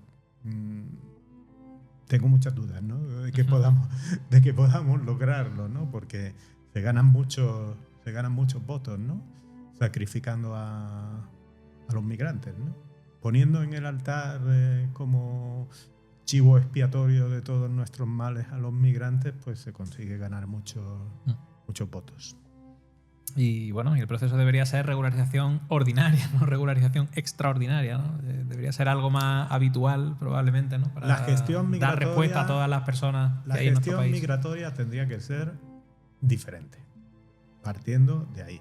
Aún así, va a haber, mientras el mundo se siga moviendo y la economía se siga moviendo en las claves que se mueve actualmente, va a seguir habiendo migración irregular. Y esto, Occidente tiene mucho que ver en el volumen de los flujos migratorios, ¿de acuerdo? Porque aquí no hay norte y hay sur, hay norte y sur interrelacionados, ¿no? Y bueno, el sur sigue siendo... Después los dirigentes del sur y del norte, cada uno tendrá su responsabilidad y su torpeza, ¿no? Pero el sur sigue siendo territorio de caza y de expolio por parte de los países del norte, ¿no? Y eso provoca flujos humanos. Entonces, ¿va a seguir existiendo migración irregular? Sí, va a seguir existiendo. ¿Sigue habiendo necesidad de fuerza de trabajo en los países del norte? Sigue habiendo. ¿Sigue habiendo necesidad de fuerza vital y de energía vital en los países del norte? Yo creo que sí, ¿no? Que los migrantes nos aportan eso que nos falta a nosotros, ¿no? Bien, a ese nivel de energía vital. Una cosa... ¿no? Entonces, migración irregular va a seguir haciendo. Lo que tenemos que conseguir es que la migración irregular dure lo menos posible. O sea, lo que no hay que someter a una persona es a la tortura de estar viviendo 3 o 4 años en situación irregular, con lo que eso conlleva de vulnerabilidad psicológica, vulnerabilidad laboral, aprovechamiento de todo tipo por parte de la gente sin escrúpulos, ¿no? Entonces, ¿va a haber migración irregular? Sí.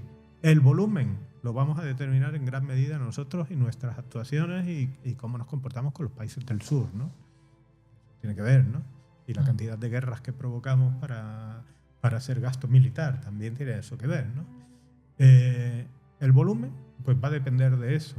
Y después lo que hay que conseguir cuando la gente esté aquí es tratar de regularizar a estas personas para meterlos en una vida digna, en unas condiciones de economía y de trabajo formal lo antes posible. O sea, cada vez las regularizaciones extraordinarias tienen que ser más ordinarias. Eso decía, ¿no? ¿Y tú, Mayerlin, qué opinas? Muy bien. No, además me hace reflexionar todo lo que acaba de decir David, ¿no? Y además esa dimensión ética, política y militante del análisis de la migración. Es importante lo que acaba de decir David. Creo que el norte también, el norte debe establecer también un orden a la hora de atender a los inmigrantes que venimos del sur, por la razón que explicaba David, ¿no? Y no, bueno, no vamos a entrar en temas ya lo mencionó, pero de los colonizados y los no colonizados y el expolio de nuestras tierras y todo, que es muy válido, pero sí un reconocimiento y una valoración, menos prejuicio, menos barrera y mayor justicia social para nosotros los inmigrantes. Los que venimos de África, los que venimos de América, quienes venimos y quienes vienen de Oriente Medio, ¿no? Digamos, polos, países hoy día muy, muy atacados, muy vejados, ¿no? Desde el punto de vista cultural, económico, y lo más dramático, el tema cultural, ¿no? Es bastante complejo, pero creo que es eso. Mira, menos prejuicio, menos barreras para los inmigrantes. Que hay que establecer controles, los estados-nación tienen que establecer sus controles. Naturalmente, eso lo podemos comprender. pero con una mayor carga de solidaridad y una mirada siempre a fortalecer los derechos humanos nuestros.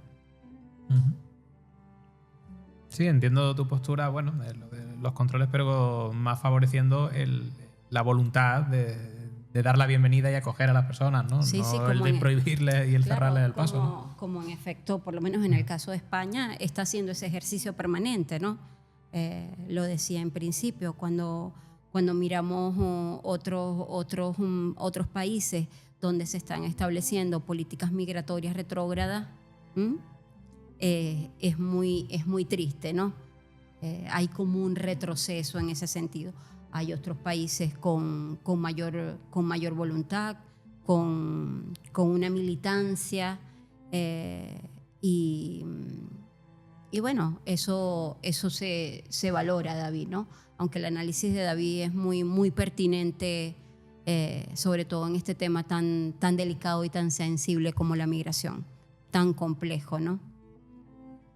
David trabaja con población migrante, además que tú debes de toda tu experiencia y la cantidad de información que debes manejar al respecto. David es perro viejo. Sí. Sí, bueno, soy viejo. Ya voy siendo viejo. Claro, sabe de lo que habla. Y escuchándote, bueno, es eso, es un poco. Ese también es el juego. A ver, si la cuestión es simple, uno recoge lo que siembra. O sea, lo que Occidente lleva décadas, siglos, con sus políticas coloniales, imperialistas, sembrando en el sur global, lo tiene que recoger. No se puede desentender de eso. No se puede desentender de lo que pasó en Irak. No se puede desentender de lo que está pasando actualmente en Oriente Medio. No se puede desentender del expolio al que se somete a los países de los grandes lagos, ¿no? Con intereses económicos de fondo, ¿no? Enfrentando a unas poblaciones con otras y provocando guerras constantemente, ¿no? Para aprovechar los recursos, para tener un acceso barato a los recursos naturales y minerales, ¿no? No, eso produce algo. ¿Qué produce, entre otras cosas? Flujos migratorios. Toda la política industrial que tenemos produce cambio climático. El cambio climático produce flujos migratorios.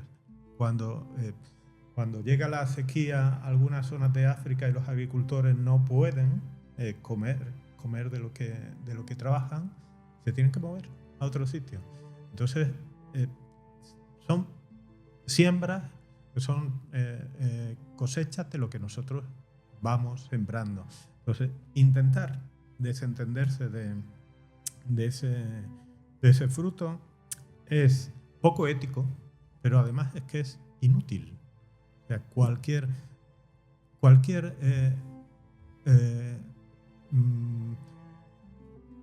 poder político que ha intentado en un determinado momento parar flujos migratorios a lo largo de la historia se ha estrellado con el fracaso. Desde hace siglos, los romanos intentaron contener durante siglos la migración de las tribus del norte. Al final no lo consiguieron. Y no fue una invasión de Alarico o de quien fuera, no fue una invasión, una entrada progresiva de flujos migratorios por cuestiones puramente económicas, porque se morían de hambre. Entonces, eso es incontenible. Tú puedes poner un muro, puedes poner otro más alto, la gente lo va a saltar. Sí. Entonces, esto es un proceso natural.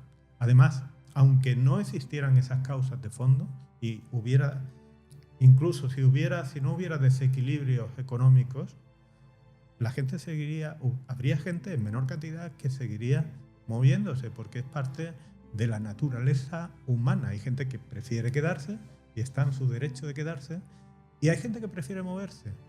Y hay un derecho humano reconocido a migrar. Porque lo que es un hecho natural, al final ha sido cristalizado como un derecho en la jurisdicción, en en la Sin el legislación derecho internacional. Sin el derecho internacional, Entonces, correcto. es un derecho, la gente se va a mover. Y si encima hay crisis de todo tipo, crisis ambientales, crisis económicas, crisis debido a estallidos de violencia provocados desde fuera, la gente se va a mover más.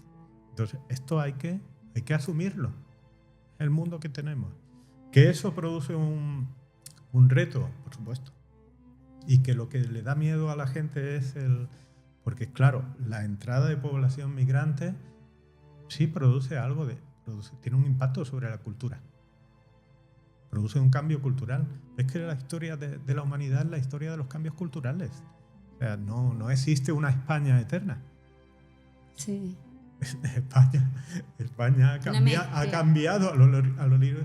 Y ahora, pues viene un momento en que lo que tenemos es que ver cómo cambiamos de forma positiva.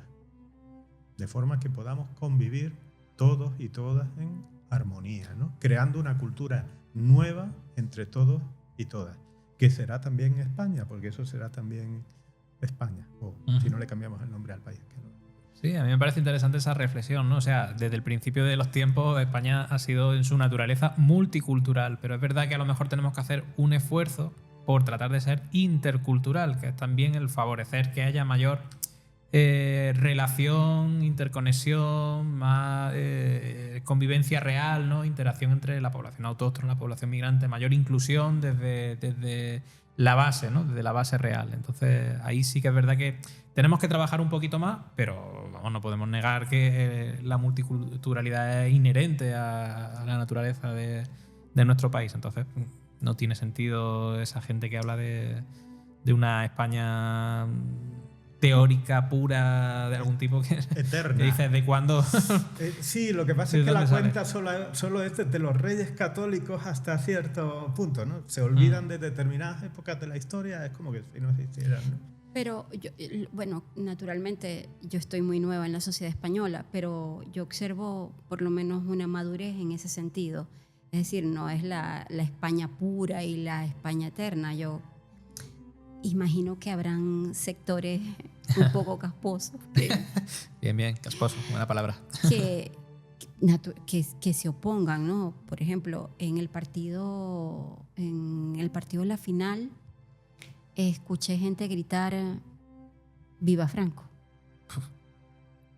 Por ejemplo, me impresionó mucho porque, bueno, más o menos conozco esa parte bastante oscura de la historia española, ¿no? No les tocó fácil a ustedes.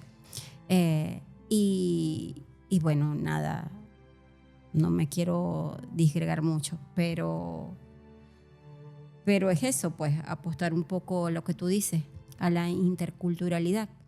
Y bueno, observo en España cierta madurez. Habrán sectores que naturalmente se opongan a lo que está comentando David y a lo que yo tímidamente estoy comentando también.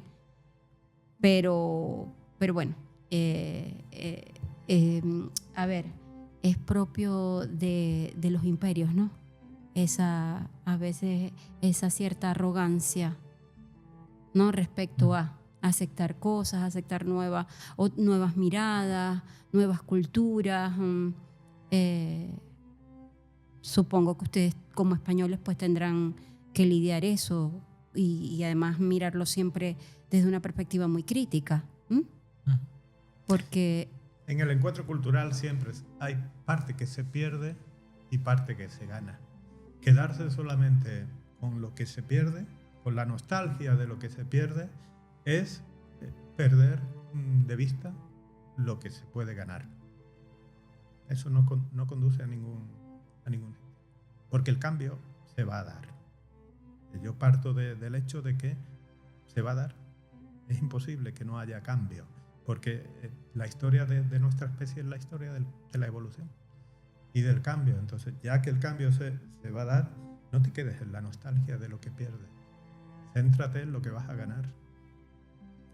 Entonces, bueno, aquí en este momento político en particular, no solo en España, sino en el mundo, sí, en el mundo occidental, con intereses económicos detrás, ¿no? Hay determinadas fuerzas políticas vendiéndole a la gente la nostalgia de un mundo que ya no existe. No existe, correcto. Y Sí. no sabemos si alguna vez existió. Cambió. Porque a veces parece que hay nostalgia de situaciones de algo que son ficticias, ¿no? que- Claro. Sí, es cierto, David. Cuando una chica joven, perdón, lo siento, cuando una chica joven dice ¡Viva Franco!, esa chica joven que esa noche a lo mejor va a dormir con su novio en un hotel porque ha ido a festejar a Madrid la final del Mundial, no sabe que en época de Franco no podría ir sin llevar el libro de familia a dormir con su novio al hotel. Y así, muchísimas cosas. David dijo algo muy importante y es la nostalgia, ¿no? Y la construimos desde el imaginario colectivo. En el caso de Venezuela, durante la dictadura de Pérez Jiménez, nosotros solemos escuchar a nuestras tías y a nuestros abuelos decir, es que en esa época podíamos dormir con las puertas abiertas de nuestras casas. Había un orden. Tampoco había nada que Había robar. respeto. A lo mejor no había nada que robar. Entonces, claro, nosotros nos preguntamos, pero ya va un momento. Entonces, digamos, en las conversas de la casa siempre surgía alguien que decía, pero estás loco, vivían en dictadura, eso no puede ser así. Pero es muy cierto lo que dice David, y es la nostalgia, y cómo desde el imaginario colectivo construimos una verdad velada que no es así. Entonces escuchamos un Viva Franco, y en el caso de Venezuela escuchamos, es que durante la dictadura de Pérez Jiménez se vivía mejor y se vivía seguro. Entonces, bueno, es contrario también a la libertad necesaria, ¿no? A las libertades Pues prepararse plenas. para una España de interculturalidad es matar la nostalgia de algo que además es idealizado y que no existió tampoco, tal y como se piensa, ¿no? Y prepararse por lo que está llegando, que puede ser muy bonito y muy rico. Sí, está bien. Bueno, siempre que haya como una conciencia colectiva respecto, digamos, tú lo decías, movimientos como Jaén Acoge, por ejemplo, ¿no? A propósito de que, bueno, estamos en esta tribuna, por eso lo pongo de ejemplo. Es recibiendo al blanco, al indio, al negro, al indígena. Es una muestra de que existe la voluntad de una España distinta, de una España plural, diversa, mega diversa. Mega diversa. En fin, pues bueno, ya vamos a ir terminando. Entonces no sé si alguna cosa que queráis decir, reivindicar o añadir a todo lo que ya hemos tratado. No, bueno, esta conversa, esta tertulia de esta tarde de hoy estuvo bastante interesante. Gracias, Álvaro, por reunirnos, por convocarnos. Es un placer también haber escuchado a David, su experiencia, su perspectiva política, ética. Esas posturas siempre me encantan y las defiendo. Siempre en el marco de la justicia, el derecho. Y bueno, nada, esto por supuesto me atañe en calidad de inmigrante. Bueno, ¿alguna cosa, David, que añadir? Encantado de estar aquí y deseando con los expedientes que yo he tramitado en particular, que no llegan a 50, esperando que vayan recayendo las resoluciones definitivas y poder encontrarme con los compañeros, con las compañeras, para poder festejar con ellos, ¿no? Que por fin pueden estar aquí, vivir tranquilos, ¿no? Y trabajar tranquilos y hacer lo que quiera hacer todo el mundo, que es alegrarse y sufrir con tranquilidad, ¿no? Vivir, tratar de vivir. Bueno, has dicho ahí lo de Que ya de por sí expedientes, que ya por sí es complicadito, claro, lo de vivir, ¿no? Como para tener que tener siempre la espada de Damocles de que te pueden echar en cualquier momento. Pero que eso, que quiero decir que has dicho 50 expedientes, pero que con orgullo, porque ya son muchos más, 50 más de los que mucha gente no ha hecho, que no ha hecho ninguno. Bueno, cuando estabas hablando, yo no termino de entenderlo cuando hablabas de esto antes, porque una orquesta ensaya para el día del concierto. Entonces el día del concierto era... ¿Ahora? Era este, ¿no? Así que, bueno, yo no termino de entenderlo. En fin. Bueno, pues nada, no queda más que agradecerles a nuestros queridos invitados de hoy, Mayerlin y David, que hayan tenido la amabilidad pues, de venir a pasar este ratito con nosotros, que esperamos que lo hayáis pasado bien y no regular, guiño, guiño, y que os vayáis un poco más enriquecidos de lo que vinisteis, ¿no?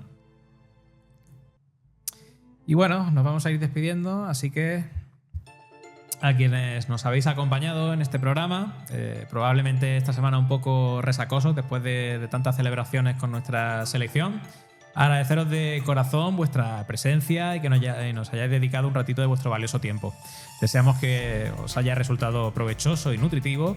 Como siempre, prometemos ir mejorando gracias a vuestro feedback y comentarios que podéis dejar en las redes sociales y las distintas plataformas.